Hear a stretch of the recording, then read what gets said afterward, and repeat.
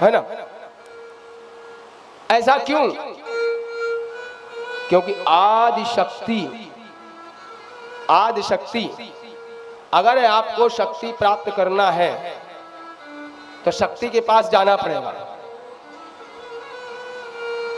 तो उसलिए पूजा बनाया गया और कपूर जला करके भगवान को दिखाने के बाद आरती नहीं, आरती करिए, ईश्वर को दिखाइए।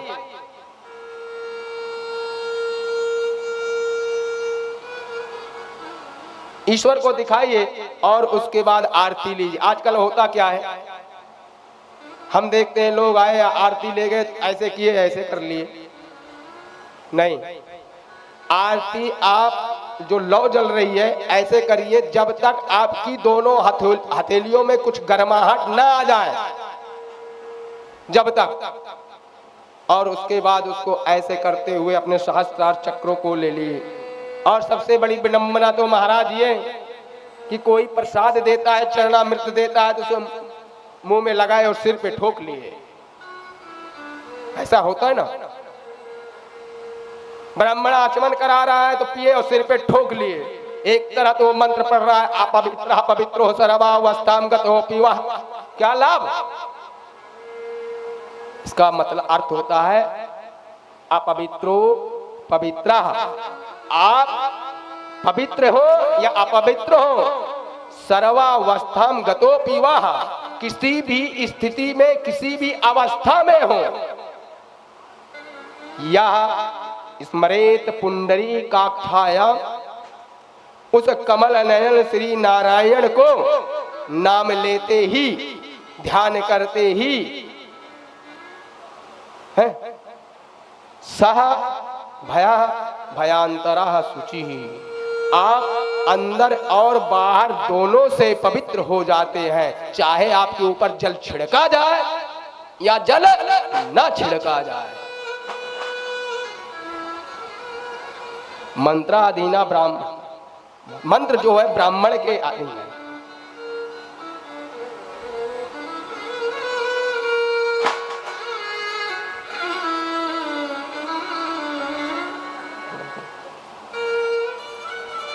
ठीक, तो ये 5 तत्व आपके बराबर हो गए। सिर्फ आप इन 5 तत्वों का ध्यान कर लीजिए और ये 5 तत्व बराबर हो जाएंगे आपके। और क्या करना है? आपके घर में निगेटिविटी है, आप पूजा कर रहे हैं, आपको फल नहीं मिल रहा है, तो दीपक जलाने का भी एक अपना तरीका होता है। दीपक जलाने के लिए आप तिल के तेल का दीपक जलाइए, 2 लंबी बत्ती बनाइए, फिर दोनों बत्तियों को एक साथ कर दीजिए, थोड़ी सी पीली सरसों डाल दीजिए, 2-4 दाने, और दीपक जला दीजिए। जो भी आराधना करना है आप करिए। महाराज इससे क्या होगा फिर? इससे क्या होगा फिर? तो कहते हैं इससे क्या होगा, हम बताते हैं फिर क्या होगा। बोले बिना अर्थ के फेस तो आता नहीं है, आएगा? और बिना प्लस माइनस के बैटरी में करंट भी नहीं आता, और बिना एक्स और वाई को किसी को संतान नहीं हो सकती। है वैज्ञानिक आधार है, साइंटिफिकली है।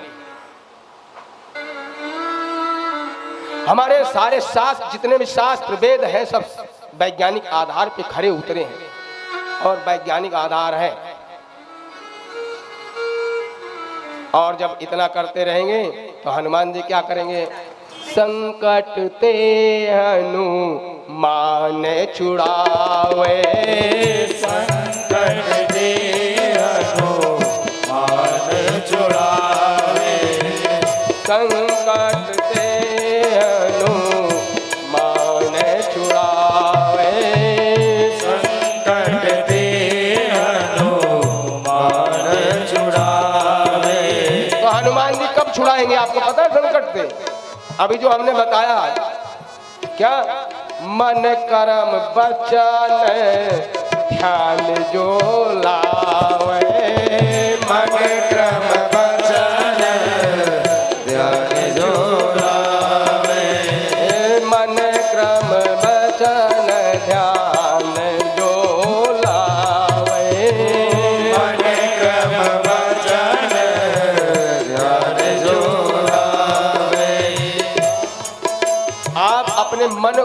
शुद्धि करिए पहले। जैसे हमने कहा कि आत्मा परमात्मा तो है, लेकिन उसे शुद्ध करिए। तो शुद्ध कैसे होगा?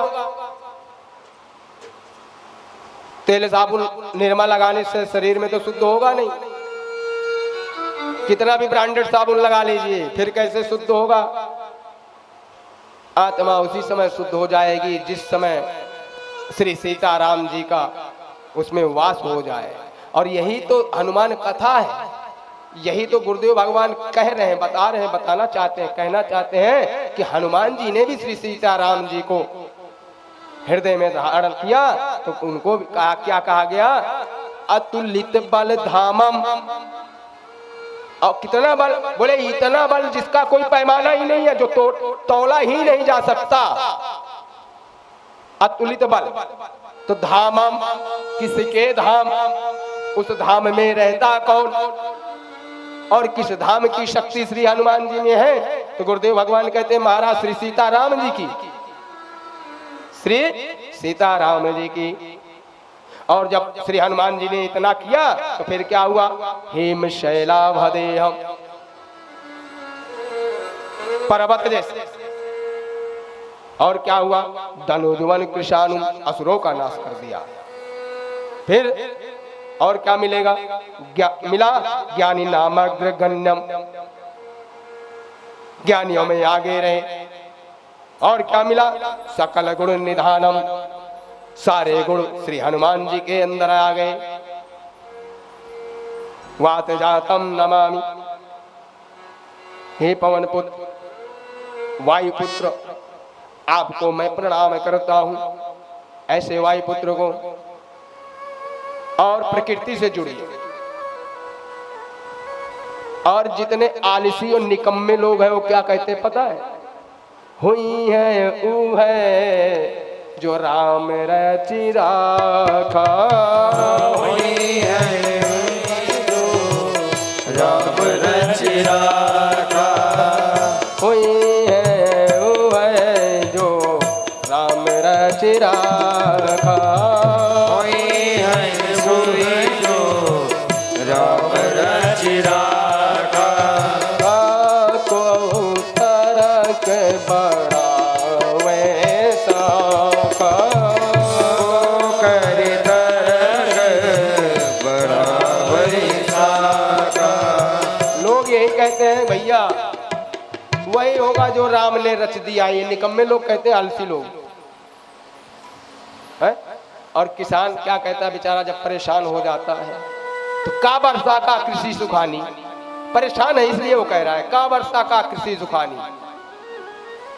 तो पहले ये जान लीजिए कि राम ने क्या रचा है उसमें आप कुछ नहीं कर सकते हैं। राम ने क्या रचा है उसमें आप कुछ नहीं कर सकते हैं। तो राम ने क्या रचा? धरती रची, आकाश रचे, तारे रचे, चंद्रमा रचे, सूर्य को रचा, नवग्रह को रचा, प्रकृति को बनाई। इसमें आप कुछ नहीं कर सकते हैं, इसमें कुछ नहीं कर सकते हैं। और फिर क्या बोले? गुरुदेव भगवान कहते हैं महाराज आप अपने आप को पहचानो, जाग जाओ, जागृत हो जाओ, अपने आत्मा को जागृत कर लो। बोले कैसे जागृत करना? क्या करें? कैसे जाने हम कि हम कौन हैं? तो ईश्वर अंश जीवय विनाशी, ईश्वर अंश जीवय विनाशी। आप हम ईश्वर के अंश। अब देखिए कितनी अद्भुत बात है। ईश्वर के अंश होते हुए हम उनके जैसे नहीं रहे। ईश्वर के अंश होते हुए हम उनके जैसे नहीं रहे तो दंड तो हमें मिलेगा ही ना, दुख तो मिलेगा। हम जहां रह रहे हैं वहां अगर उस तरह से नहीं रहेंगे तो क्या होगा? अगर सर्दी पड़ रही है और सर्दी में आप सर्दी से अपना बचाव न करें तो क्या होगा? धूप हो रही है, गर्मी हो रही है, गर्मी से बचाव नहीं करेंगे तो क्या होगा? उसी तरह से हम ईश्वर के अंश हैं तो हमें ये जानना होगा और उसी तरह से रहना होगा। और कैसे अंश हैं? गुरुदेव भगवान कहते हैं महाराज मेरा जन्म कहां से हुआ? माता के गर्भ से। उससे पहले कहां थे? बोले पिता के गर्भ में। उससे पहले कहां थे? अन्न में। फिर कहां थे? वृष्टि में। फिर कहां थे? यज्ञ में। फिर कहां थे? यज्ञ की उत्पत्ति वेद से, और वेद की उत्पत्ति किससे? ब्रह्मा से। ब्रह्मा की उत्पत्ति किससे? कमल के फूल से। और कमल के फूल का जन्म कहां से हुआ? विष्णु के नाभि से। विष्णु कौन है?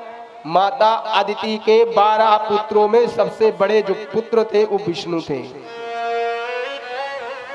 तो मेरा अंश कहां से है? विष्णु से।